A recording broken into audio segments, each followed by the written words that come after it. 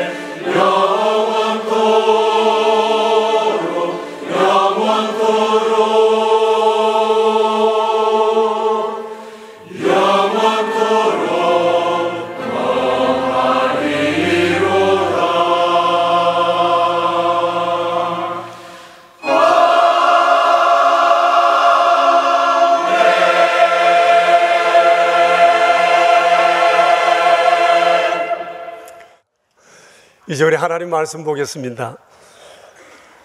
열왕기하 17장 1절부터 12절에 있는 말씀입니다. 이는 살아계신 하나님의 말씀입니다. 열왕기하 17장 1절부터 12절에 있는 말씀, 이제 우리 하나님의 말씀을 함께 받들어 읽겠습니다. 같이 읽겠습니다. 유다의 왕 아하스 제12년에 엘라의 아들 호세아가 사마리아에서 이스라엘 왕이 되어 9년간 다스리며 여호와께서 보시기에 악을 행하였으나 다만 그 전 이스라엘 여러 왕들과 같이 하지는 아니하였더라. 아수르의 왕 살만에셀이 올라오니 호세아가 그에게 종이 되어 조공을 드리더니 그가 애굽의 왕 소에게 사자들을 보내고 해마다 하던 대로 아수르 왕에게 조공을 드리지 아니하며 아수르 왕이 호세아가 배반함을 보고 그를 옥에 감금하여 두고 아수르 왕이 올라와 그 온 땅에 두루 다니고 사마리아로 올라와 그곳을 3년간 에워쌌더라. 호세아 제9년에 아수르 왕이 사마리아를 점령하고 이스라엘 사람을 사로잡아 아수르로 끌어다가 고산 강가에 있는 할라와 하볼과 메대 사람의 여러 고을에 두었더라. 이 일은 이스라엘 자손이 자기를 애굽 땅에서 인도하여 내사 애굽의 왕 바로의 손에서 벗어나게 하신 그 하나님 여호와께 죄를 범하고 또 다른 신들을 경외하며 여호와께서 이스라엘 자손 앞에서 쫓아내신 이방 사람의 규례와 이스라엘 여러 왕이 세운 율례를 행하였습니다. 이스라엘의 자손이 점차로 불의를 행하여 그 하나님 여호와를 배역하여 모든 성읍의 망대로부터 견고한 성에 이르도록 산당을 세우고 모든 산 위에와 모든 푸른 나무 아래에 목상과 아세라상을 세우고 또 여호와께서 그들 앞에서 물리치신 이방 사람같이 그곳 모든 산당에서 분향하며 또 악을 행하여 여호와를 경노하게 하였으며 또 우상을 섬겼으니 이는 여호와께서 그들에게 행하지 말라고 말씀하신 일이라. 아멘. 오늘은 6.25 전쟁이 일어난 지 67년이 되는 날입니다. 1950년도 6월 25일이라면 해방 후에 우리나라 정부가 수립된 지 채 2년도 되지 못했던 때였습니다. 만일 그때 적화 통일이 되었다면 우리 대한민국은 세계에서 최단명 정부 수립 국가로 아마 기록될 뻔했습니다. 그러나 이 땅을 사랑하는 수많은 애국 선열들과 그리고 자유 우방 국가의 도움으로 이 땅은 이렇게 세워져 여기까지 오게 되었다는 사실 앞에 우리가 그 모든 분들께 감사드리지 않을 수가 없습니다. 제가 오래전에 미국 알칸소주 리틀락에 있는 제 처제 집을 방문했다가 그곳에 있는 이 6.25 전쟁의 영웅이라 일컬어지는 이 메가더 장군의 기념관을 방문한 적이 있습니다. 메가더 장군이 살던 그 3층 집을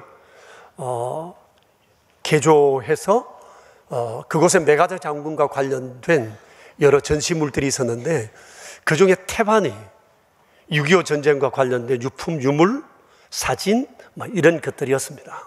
거기서 얼마 떨어지지 않는 옆에는 알칸소 주에서 한국 전쟁에 참여했다가 전사한 사람들을 추모하는 작은 공원이 있었습니다. 그 조성된 공원 한가운데는 전사한 사람들의 명단이 동판에 쭉 기록되어 있었는데 제가 어림잡아서 1000명은 더 되어 보였습니다. 그것을 보는 중에 아주 가슴이 뭉클했습니다. 그곳에서 이곳이 어디입니까? 코리아라고 하는 이 작은 나라에 대해서 그들은 알지 못했지만 그 작은 나라가 자유를 침해당하고 있다는 이 사실 앞에 그들을 도와야 되겠다는 마음에 이 젊은이들이 그곳에서 이곳까지 왔던 것입니다. 그리고 많은 사람들이 그 박물관과 작은 공원을 찾고 있었습니다. 그들의 마음엔 이런 일을 했다는 사실에 대해서 매우 자랑스러워하고 자부심이 있었던 것으로 보여졌습니다. 생각하면 할수록 우리는 사랑의 빛을 크게 졌다 생각이 되어집니다. 제가 미국에 가서 혹은 미국 교회에서 설교를 할 때가 있으면 그분들 앞에 꼭 이 감사의 인사를 먼저 합니다. 우리나라가 너무 힘들었을 때 목숨을 아끼지 않은 여러분의 선조들이 와서 지켜준 덕분에 우리 대한민국이 이렇게 살았고 번영하였고 내가 오늘 여기 와서 말씀을 전할 수 있게 되었다는 사실에 대해서 감사를 하곤 합니다.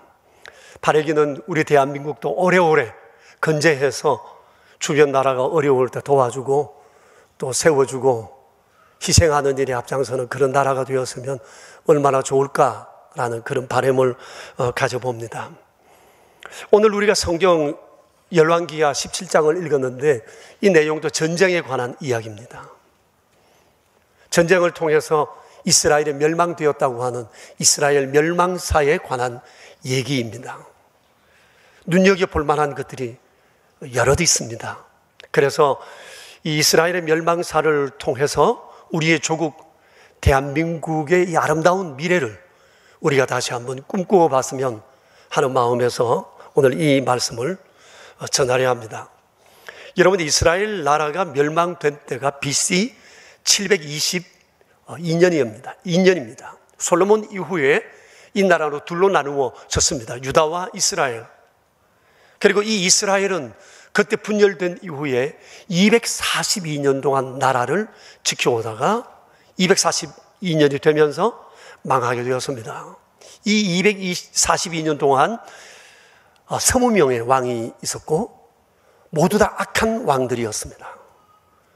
리더십이 악하니까 백성들도 악해서 무던히도 하나님의 속을 태웠던 그런 민족이었습니다. 242년 동안 한 것이 죄밖에 없습니다. 하나님을 배신한 일밖에 없습니다. 당장에라도 벌을 내려셔야 마땅하지만 그들은 242년을 나라를 지켜올 수가 있었습니다. 이건 그들이 범한 죄에 비해서는 기적 같은 일이었습니다. 그들이 어떤 정치적인 수완이 좋았다거나 외교 전략이 좋아서가 아니라 그것은 그들을 불쌍히 여기시는 하나님의 긍휼의 세월이었다, 그렇게 말할 수가 있습니다. 그러다가 결국 멸망되기는 했지만 이 이스라엘의 멸망사를 통해서 아주 분명히 드러나는 세 가지 사실이 있습니다. 첫째는 영원한 나라나 영원한 제국은 없다. 다만 유예될 뿐이라고 하는 겁니다. 어느 나라나 역사가, 둘째는 어느 나라나 역사가 멸망되는 아주 절대적 요소, 그것은 바로 죄라고 하는 것입니다. 셋째는 한 나라가 멸망될 때는 반드시 멸망의 징조가 따른다고 하는 것입니다. 오늘은 이 세 가지를 여러분에게 말씀드리려고 합니다. 첫째, 이 영원한 나라, 영원한 제국은 없습니다. 유예된다는 사실입니다. 지금까지 세계 역사 속에는 수많은 나라가 오고 갔습니다. 어떤 나라로 짧게, 어떤 나라로 좀 더 길게 영화를 경험하고 갔습니다만은 자신들을 알지 못해서는 다 시한부였습니다. 영원한 나라는 없었습니다. 영원히 갈 것 같은 제국도 그러지는 못했습니다. 지금도 이 세상에는 수많은 나라와 종족이 있습니다. 영원하지 못합니다. 언제까지 계속되느냐? 그것은 오직 하나님 한 분 외에는 아무도 알 수가 없는 일입니다. 그런데 이러한 인류 역사에 대한 최종적인 선언이 성경의 마지막 기록인 요한계시록 21장에 이렇게 기록되어 있습니다. 또 내가 새 하늘과 새 땅을 보니 처음 하늘과 처음 땅이 없어졌고 바다도 다시 있지 않더라. 보라, 내가 만물을 새롭게 하노라. 이는 참되고 진실하니 이것을 기록하라. 그 주께서 말씀을 하셨습니다. 여러분, 좀 전에 우리가 보았던 성경을 보세요.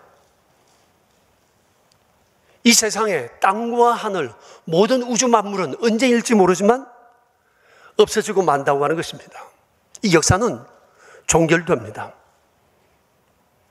영원한 나라, 영원한 제국은 없다고 하는 거예요. 우리가 이 사실을 결코 잊지 말아야 할 것입니다. 그런데 오래전부터 인류는 달을 탐사하고 화성을 탐사하면서 새롭게 인류가 옮겨가 정착해야 할 땅에 대한 관심들을 가지고 있었습니다. 그러면서 최근에는 화성 이민에 대한 제법 구체적인 데이터와 함께 계획이 제시된 것을 보았습니다.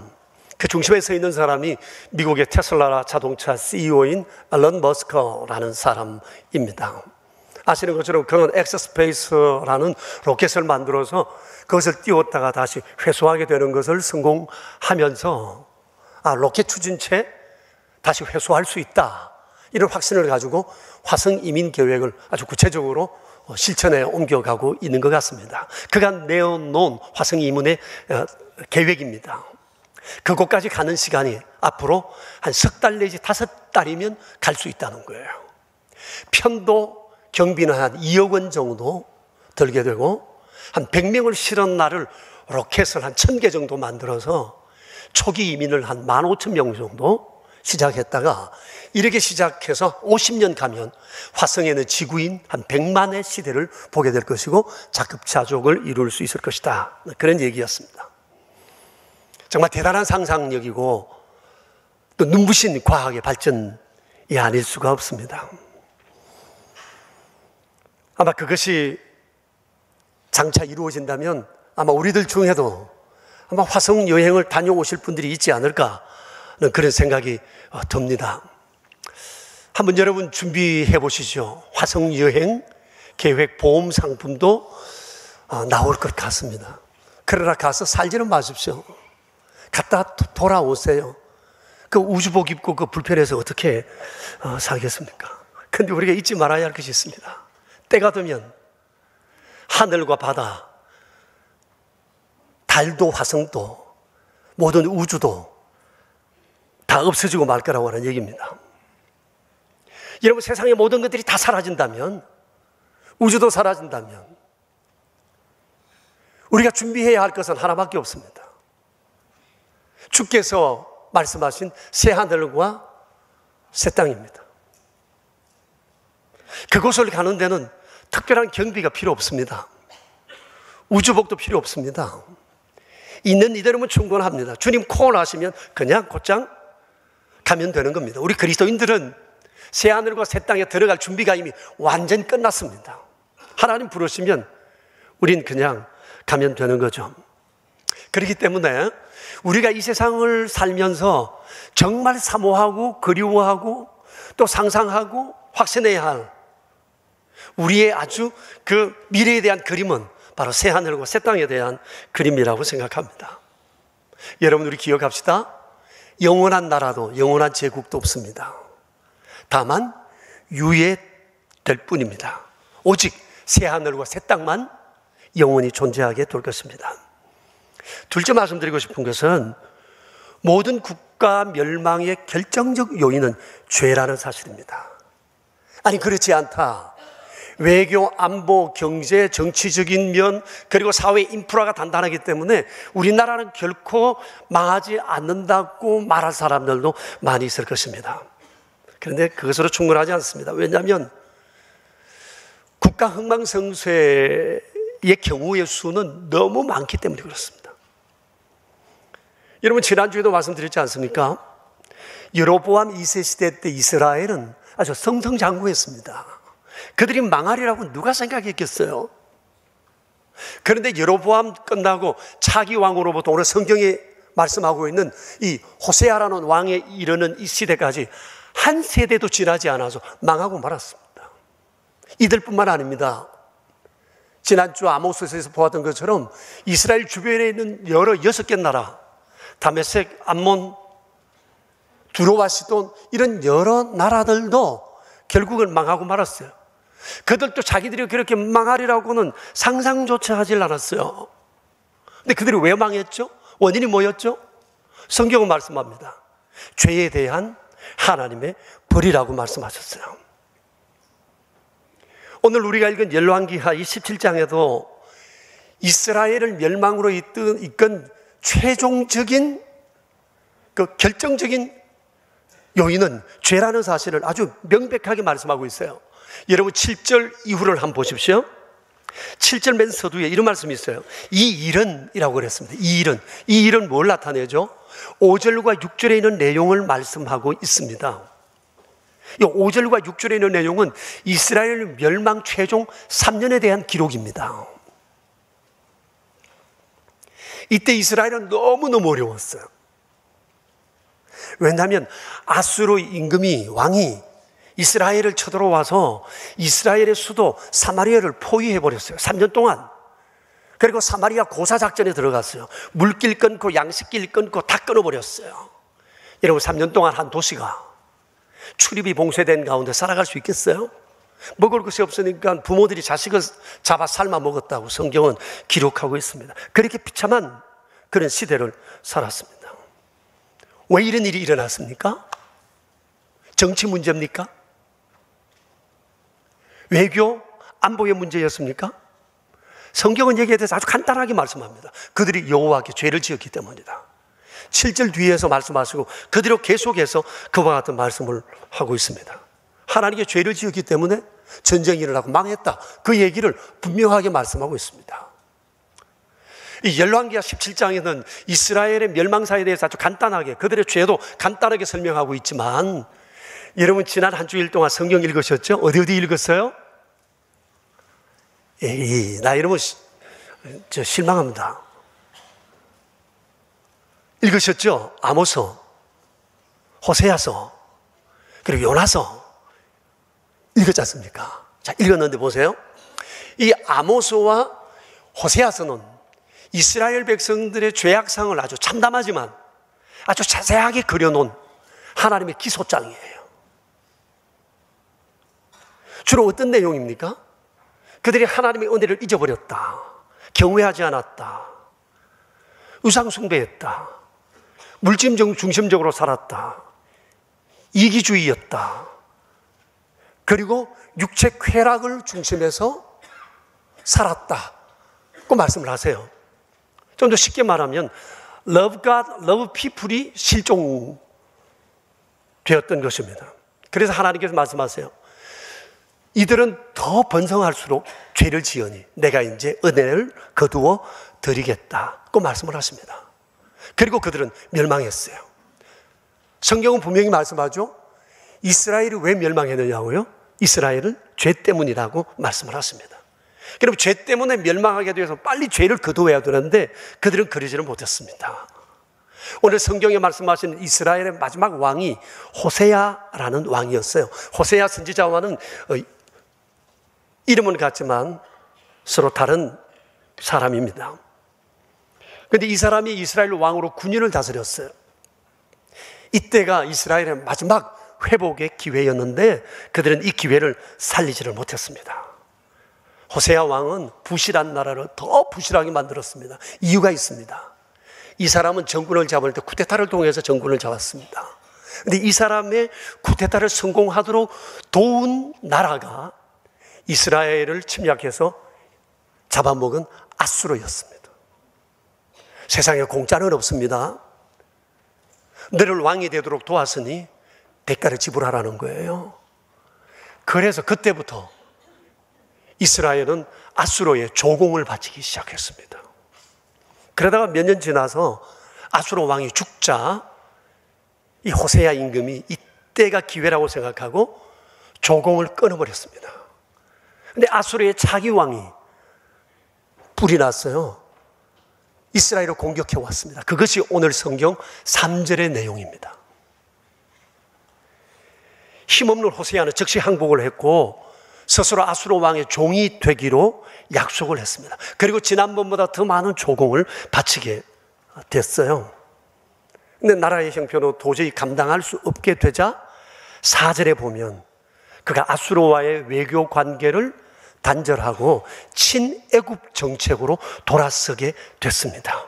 아수르 왕이 진노했고 당장에 이스라엘을 공격하러 왔습니다. 그때 애굽 왕은 슬그머니 발을 빼고 결국 이 호세아 왕은 낙동강 오리알 신세가 되고 말았어요. 아수르 왕은 호세아 왕을 잡아서 이 배반자의 규율에 처했습니다. 그리고 그를 잡아 포로로 해서 감옥에 쳐놓고 말았어요. 그리고는 온 이스라엘을 헤집고 다니다가 이스라엘의 수도 사마리아를 3년 동안 애워싸게 되었습니다. 이 고사작전에 버틸 재간이 없었어요. 포기했어요. 그리고 나라가 망했습니다. 그것이 BC 722년이었습니다. 나라가 이렇게 망할 거라고 하는 것을 많은 선지자들이 왕에게 강력하게 조언을 했지만 듣질 않았어요. 이때 왕에게 강력하게 조언한 선지자 가운데 한 사람이 바로 호세아 선지자입니다. 이제 그만 하나님께로 돌아가자. 지금이라도 늦지 않다. 돌아가며 산다. 얘기를 했지만 이 호세아 임금과 백성들이 듣지를 않았어요. 그는 모든 것들 경제 논리, 외교 논리, 정치 논리로 풀려고 했어요. 이 죄의 문제인데. 그래서 호세아 선지자는 끊임없이 호세아 왕을 설득하려고 했지만 설득되지는 않았습니다. 그러다가 그를 설득하기 위해서 호세아 선지자가 자기 부부 관계를 부끄럽지만 이 얘기를 했어요. 이렇게 얘기를 합니다. 호세아서 내용입니다. 내가 참 말하기는 부끄럽지만 내 아내가 참 음란한 여자였다. 결혼하기 전부터 음란했고 결혼한 이후에도 그 음란은 그치지 않았다. 나와 결혼하고 난 다음에 외간 남자와 눈이 맞아 집을 나갔다. 그리고 서로 정내며 살다가 그 남자들이 내 아내를 창녀로 팔아먹었어. 그런데 어느 날 하나님께서 내게 말씀하시기를 호세아야, 너는 아무 소리 하지 말고 몸 팔린 내 아내를 돈 주고 도로 찾아오너라. 그래서 내가 내 아내를 찾아와서 보니 벌써 아내는 배가 불러 있었다. 이것이 벌써 여러 차례다.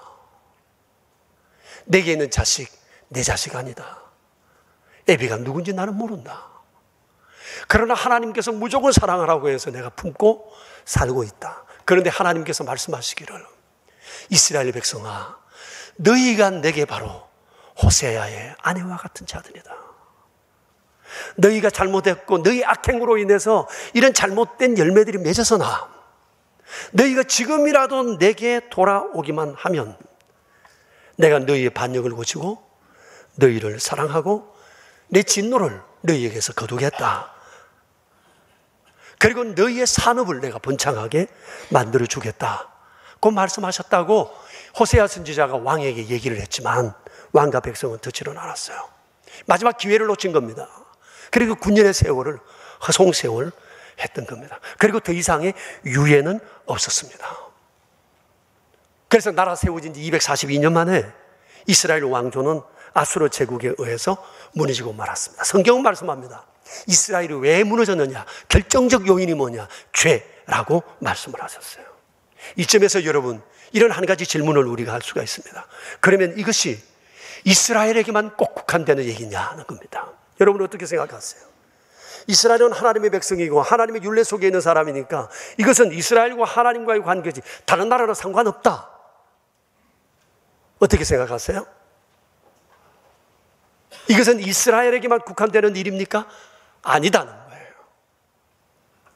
우리가 지난주에 보지 않았습니까? 아모스서에서 이스라엘 주변에 있는 다메섹을 비롯한 여러 나라들은 하나님을 모르는 나라입니다. 그런데 하나님께서는 그들을 멸망시키셨어요. 이유는 하나입니다. 죄 때문에 하나님의 벌을 내리신다 하셨어요. 그저께 우리 성경 읽기 본문이 요나서였습니다. 요나서.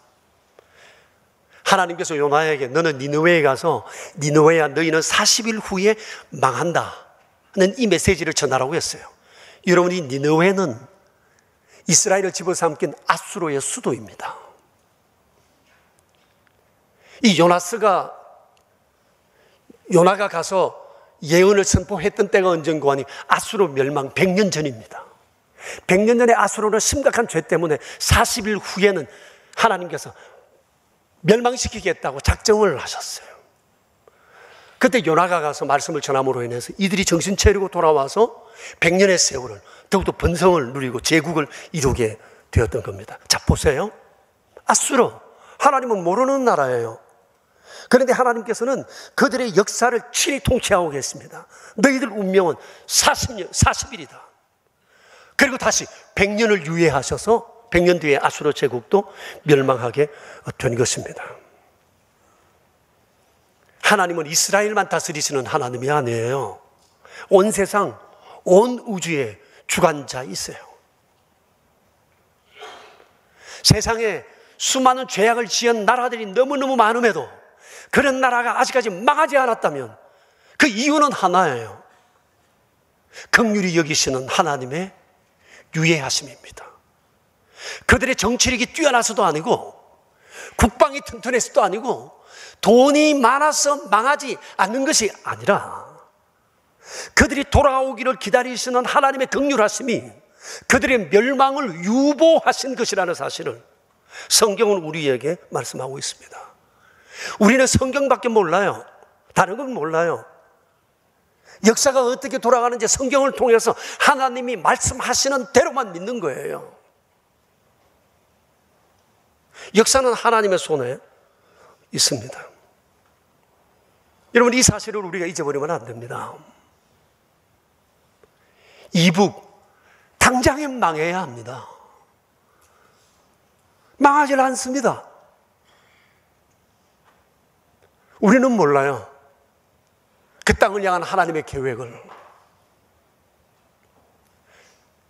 그들이 힘이 있어서가 아니에요. 핵이 있기 때문에 버틸 수 있는 것도 아닙니다. 유예시키시는 하나님의 긍휼하심 때문에 서 있는 거예요. 우리가 이 사실을 잊어버리면 아니 됩니다. 근데 어느 나라나 역사나 종말에는 반드시 시대적인 징조가 있다는 겁니다. 가장 두드러진 징조는 죄의 이 관영입니다. 좀 더 풀어서 말하면 Love God, Love People의 문제가 생기는 거예요. 예를 들어 봅시다. 이스라엘이 그랬습니다. 여러분, 나라가 돈이 많으면 번성하고 돈이 없으면 망한다. 절대 그러지 않습니다. 세상 역사도 그렇고 이 성경에도 그래요. 이스라엘이 번성한 때도 있었잖아요. 아주 가난할 때도 242년 동안 굉장히 많았어요. 아합 시대 때 3년 6개월 동안 비가 오지 않았습니다. 망해야 되잖아요. 근데 버티었거든요. 근데 이스라엘의 문제가 어떤 거였죠? 하나님에 대한 거부감이 굉장히 컸다고 하는 겁니다. 마지막 망하기 직전에는 아주 엄청났습니다. 로마 제국도 그렇습니다. 황제를 스스로 신격화했고 도덕적 해이도 컸고 기독교에 대한 박해는 아주 노골화되었습니다. 그러다가 4세기 초에 황제의 어머니가 예수님을 믿고 회심함으로 인해서 로마 제국은 새롭게 출발하는 계기가 되었습니다. 멀리 갈 것 없습니다. 우리 구한말을 한번 생각해 보세요. 얼마 전에 우리 형제 한 분이 제게 책을 한 권 줬는데 그 책 제목이 잊어서는 안 될 구한말의 비운이라는 책이었어요. 이 정도 두꺼운 책인데 이런 크기였습니다. 주로 사진과 화보와 설명으로 되어 있었어요. 1890년에서 1910년 20년 동안의 역사가 요약되어 있었습니다. 제가 그것을 쭉 보는데 20년의 역사를 한눈에 보잖아요. 야, 이래서 망했구나라는 생각 때문에 아주 가슴이 먹먹했습니다. 모르는 역사의 진실들이 그 안에 상당히 많았어요. 그러면서 한편 생각은 20년의 역사를 한눈에 보니까 이러고도 나라가 계속되는 것은 이건 기적이다. 20년을 버틴 것도 기적 같은 일이라는 생각이 들었습니다. 왜냐하면 망할 징조들이 너무너무 많았기 때문에 그렇습니다. 열강의 각축장이었습니다. 청일전쟁과 러일전쟁이 아주 결정적 타격이었습니다. 어떻게든지 간에 이 나라를 집어삼키려고 하는 해외 강대국들의 그런 전투장이 이 나라였습니다. 나라가 그런데도 조정의 기강이 아주 해이했고요. 부정부패가 만연해서 사람들의 근로 의욕이 굉장히 상실되었어요. 국론은 분열되고 세계 정세에 대해서 눈이 어두웠어요. 그러면서 세계 강대국에 대해서 자꾸 의존해. 이쪽으로 붙었다 저쪽으로 붙었다가 계속 이런 중심 없는 일들만 해요. 그리고 또 하나 결정적인 것은 막연한 낙관론이었습니다. 괜찮다, 우리나라 역사가 얼마나 긴데 조선은 다시 일어난다, 이 생각만 가지고 있었는데 그러질 않았습니다. 6.25 전쟁 일어나기 전에도 마찬가지였습니다. 해방 후에 5년 동안 또 세계 강대국들은 이 대한민국 한반도를 놓고 정치적인 거래를 끊임없이 해나갔습니다. 그럼에도 불구하고 우리는 내부적으로 싸움이 너무 많았어요. 좌우의 대립이 심했고요, 기득권을 가지고 반일과 친일의 싸움이 아주 치열했습니다. 그리고 자유와 민주의 도치 되어가지고 무법한 천지가 되었고, 약속받은 사람들은 자기의 이속을 챙기는 일에 바빴습니다. 다행히도 1948년도에 유엔의 감시하에 투표가 이루어지고 대한민국 정부가 수립되었지만, 이런 분위기에 들떠서 전쟁이 일어나리라고 상상도 못했습니다. 그리고 미군은 1949년도에 이 땅에서 철수해 갔습니다. 소련과의 약속입니다. 소련도 철수하기로 약속을 했어요. 그런데 소련은 철수의 약속을 해놓고 북한과 더불어서 은밀하게 전쟁을 준비하고 있었던 것입니다. 그래서 1950년도 6월 25일 날 새벽 4시에 북한군이 소련제 전투기와 장갑차를 앞세워서 삼파선을 넘어 공격해 왔던 겁니다. 6.25 전쟁은 핵무기만 사용되지 않았을 뿐 3차 세계 대전이라고 평론가들은 얘기를 하고 있습니다. 그 당시에 세계 이렇게 독립한 나라가 95개인가 그랬다는데요, 이 땅에 와서 이런 물자나 전투병을 보내어서 싸운 나라의 수가 70개가 더 됩니다. 우리를 도운 나라가 63개, 북한을 도운 나라가 한 9개, 7개 정도 됩니다. 이 많은 나라가 와서 이곳에 이 작은 땅에서 싸웠어요. 이거 수십 개국의 사람들이 와서. 그리고 200만 명의 군인이 죽었습니다. 치열한 전쟁을 치른 겁니다. 근데 이런 치열한 전쟁이 있기 전에 이런 전쟁이 있을 만한 징조들은 너무너무 많았다고 하는 것입니다. 그런데 이것을 지킬 해안이 없었던 겁니다. 군인들은 전부 다 휴가 나갔고 이런 일이 벌어지게 된 것이었습니다. 그런데 안타까운 것은 지금 우리 국가 미래에 불안 요소가 너무 많다는 거예요. 제 나름대로 생각해 본 것은 첫째, 전쟁의 위험입니다.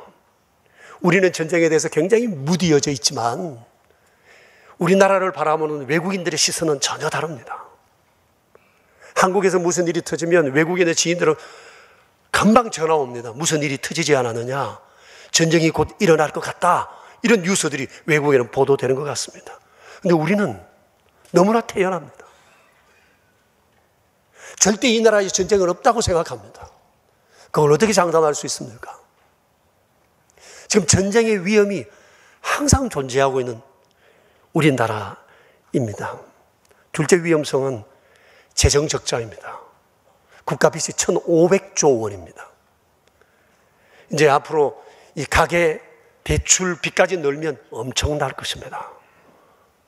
국민연금 앞으로 20년 내에 고갈되어서 국가 재정으로 충당해야 된다는 얘기가 나오고 있지 않습니까?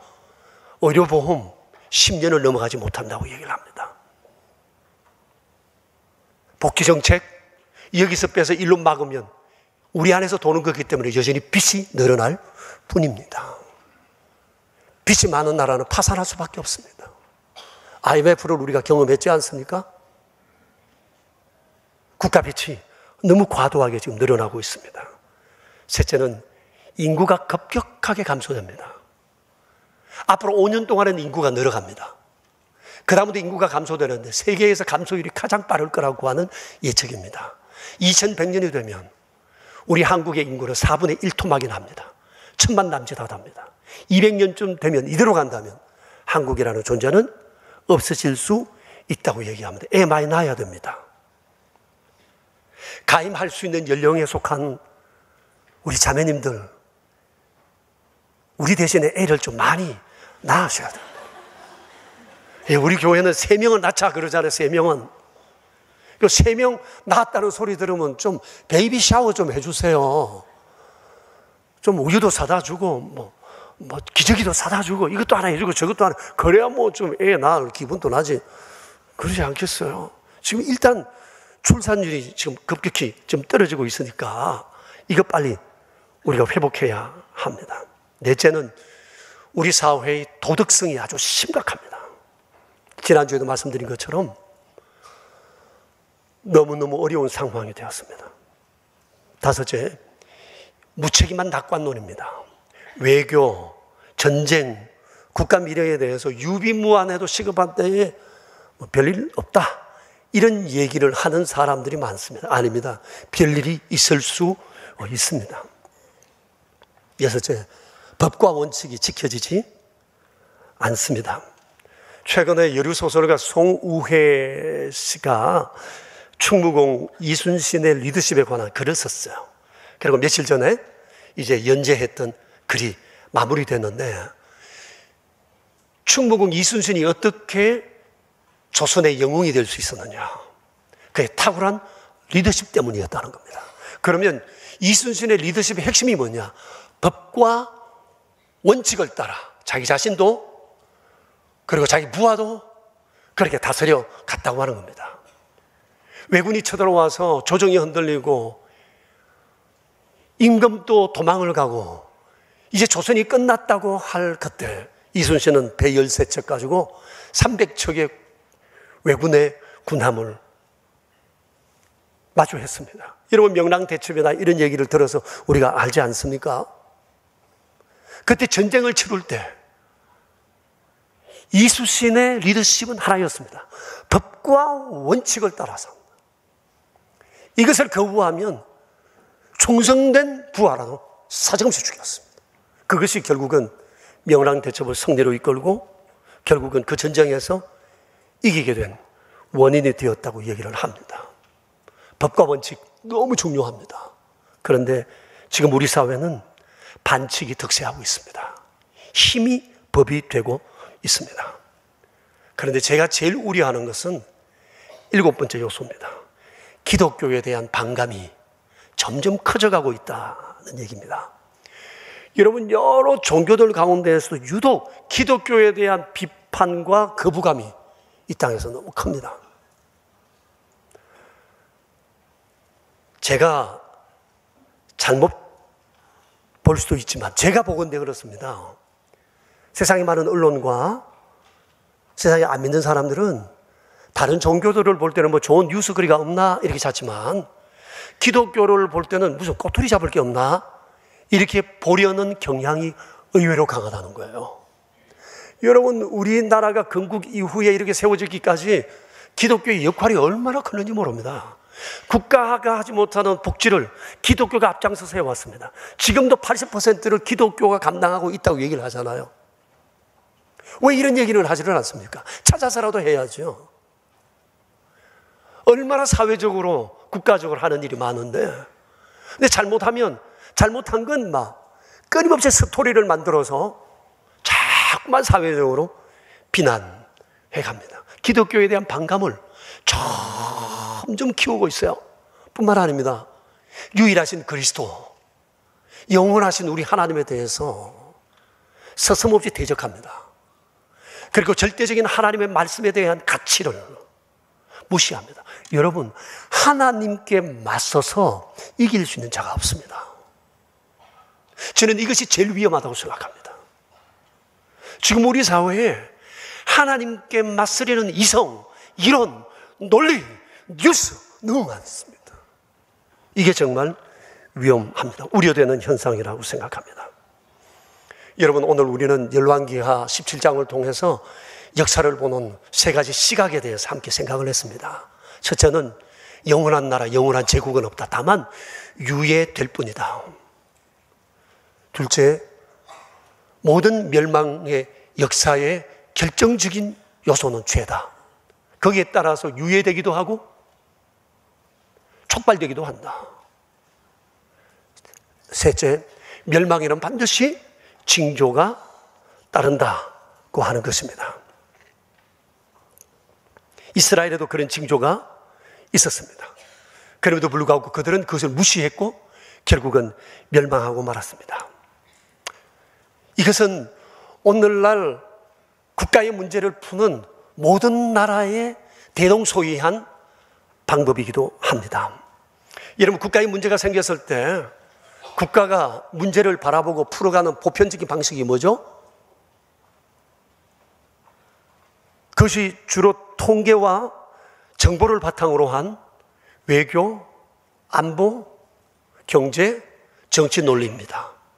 이것으로 국가 문제를 풀어갑니다. 여기에 모든 문제가 있다고, 길이 있다고 생각합니다. 그런데 놓치고 있는 것이 하나 있습니다. 그게 뭔가 하니 국가 운영과 역사의 배후에 있는 보이지 않는 손입니다. 이 보이지 않는 손이 하나님의 손입니다. 이것을 간과하고 있습니다. 이에 대해서 하나님께서 아주 분명하게 말씀하세요. 잠언서 16장 9절, 우리 같이 한번 읽어볼까요? 사람이 마음으로 자기 길을 계획할지라도 그의 걸음을 인도하시는 이는 여호와시니라. 여러분 보십시오. 사람은 계획할 수 있어요. 그러나 모든 것이 사람의 계획대로 안 돼요. 싱크탱크가 아무리 많아도 그것으로 다 안 된다는 얘기예요. 왜냐하면 역사의 배후에는 보이지 않는 하나님의 손이 있기 때문에 사람의 계획으로 움직여가는 것이 아니라 때로는 사람을 통해 말귀를 못 알아들으면 하나님께서 일방적으로 배후에서 역사에 가시고 있는 것입니다. 그런데 각 국가의 정책 브레인들이 이것에 대해서 무지합니다. 간과합니다. 아예 생각을 하지를 않습니다. 이래서는 나라를 제대로 세워갈 수 없습니다. 바르게 세워갈 수 없어요. 안전하게 세워갈 수가 없는 것입니다. 믿음이 좋은 사람도 정치 안에만 들어가면 믿음이 무너져 버립니다. 그리고 좀 전에 얘기했던 그 보편적인 방식을 통해서 국가의 문제를 해결하려고만 애를 쓴다고 하는 것입니다. 이래서는 국가 미래 안전을 장담할 수가 없습니다. 그러면서 이 계명천지에 아직도 국가 행사에, 사회적인 행사에 돼지머리 놔두고 그 앞에 절합니다. 절하는데 모든 사람들을 동원시킵니다. 여러분, 이건 무슨 이런 짓이 있습니까? 오늘 여러분 성경에서 보는 것처럼 이스라엘이 멸망되기 직전에 이 문제가 얼마나 심각했는지 몰라요. 좋은 장소, 좋은 곳, 높은 곳, 망대마다 이런 것을 놔두고 이런 짓을 했던 겁니다. 이번 주에 말씀을 준비하면서 옛 이스라엘과 우리나라가 자꾸 겹쳐 보여서 제가 아주 힘이 들었어요. 이스라엘을 생각하면 우리나라가 생각도, 우리나라 생각하면 옛 이스라엘을 생각도, 계속 이게 막 오버랩되면서 좀 말씀을 준비하는데 힘이 좀 들었습니다. 여러분, 지금 우리 대한민국은 매우 위태로운 상황에 있습니다. 이런 상황 속에서 우리 그리스도인이 해야 할 최우선적인 애국이 있습니다. 그것은 우리 조국 대한민국이 하나님을 경외하는 나라 되도록 우리 전도해야 한다는 겁니다. 시편 128편 1절에서 주님 이렇게 말씀하셨어요.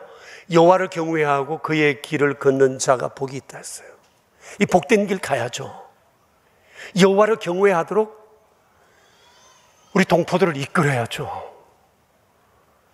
조국을 위해서 우리가 할 수 있는 최선의 애국은 그들을 하나님 앞에 세우는 겁니다. 새 하늘과 새 땅을 소망하고 살아가도록 이끌어가는 겁니다. 둘째는 하나님께서 이 백성을 죄 중에서라도 불쌍히 여겨주시도록 기도해야 합니다. 우리가 이 죄를 없앨 수 없습니다. 다만 죄 짓고 있지만 주님, 멸망을 유보해달라고, 전쟁을 유보해달라고 하나님 앞 기도해야 합니다. 이제 전쟁이 일어나면 회복은 불가능해집니다. 전쟁이 일어나서는 아니 됩니다. 그것은 하나님의 긍휼을 구하는 길밖에 없습니다. 북한을 바라봐도 답이 없고, 우리를 바라봐도 답이 없고, 주변 나라를 바라봐도 답이 없습니다. 죄는 반드시 벌이 따르는데 어떻게 합니까? 죄 중에서라도 주여 멸망하지 않게 해달라고 기도하는 길 외엔 다른 길이 없습니다. 하나님 앞에 긍휼을 구해야 합니다. 이 땅에 전쟁 없이 주의 나라가 임하기를 우리는 소망해야 합니다. 그러지 않으면 우리 조국은 너무 위험해집니다. 6.25 기념주일, 우리 다시 한번 조국을 위해서 우리가 어떻게 살아야 할 것인가, 그리스도인으로서 우리의 자세를 새롭게 하는 그런 주일이 되었으면 좋겠습니다. 우리 함께 한 2분 정도만 우리 조국을 위해서 기도합시다. 조국을 향한 애국이 뭔가 생각합시다. 어떻게 살아야 할까? 세상의 논리대로 사는 것이 길이 아닙니다. 하나님께 달려 있습니다. 하나님 앞에 기도합시다. 우리 하나님 앞에 한 2분 정도 기도하겠습니다. 살아계신 하나님, 우리 아버지 감사합니다. 연약하고 부족하고 허물 준 우리를 주께서 사랑하여 주셔서 이 아름다운 조국을 주시고 꿈꾸게 하시고 세상을 향해 하나님의 아름다운 뜻을 펼쳐갈 수 있도록 도우시니 감사합니다. 우리의 조국이 어렵습니다. 힘듭니다. 위험합니다. 위험의 요소들이 너무나도 많습니다. 이런 데이터 가운데서도 우리가 태무심하고 있습니다. 전능하신 아버지야, 우리의 조국을 지켜주시고 그리스도인으로서 우리가 해야 할 일들을 생각하게 하소서. 주여 불쌍히 여겨주소서. 이 땅을 멸망 중에 구하여 주시옵소서. 전쟁의 위험으로부터 지켜주십시오. 전능하신 주 함께 하소서. 오 주님, 세상 역사의 주관자가 되시는 자비로우신 하나님, 우리 아버지, 우리 민족의 유구한 역사 속에 수많은 전쟁이 반복되었고 멸망 중에서도 주께서 긍휼히 여기셔서 여기까지 저희를 이끌어 주신 것에 대해 감사를 드립니다. 우리의 조국이 지금 매우 위대한 상황 가운데 있으나 이런 사실을 알지 못한 채 우리의 욕심을 따라 세상적인 논리를 따라 살아가려는 사람들이 얼마나 많은지 모릅니다.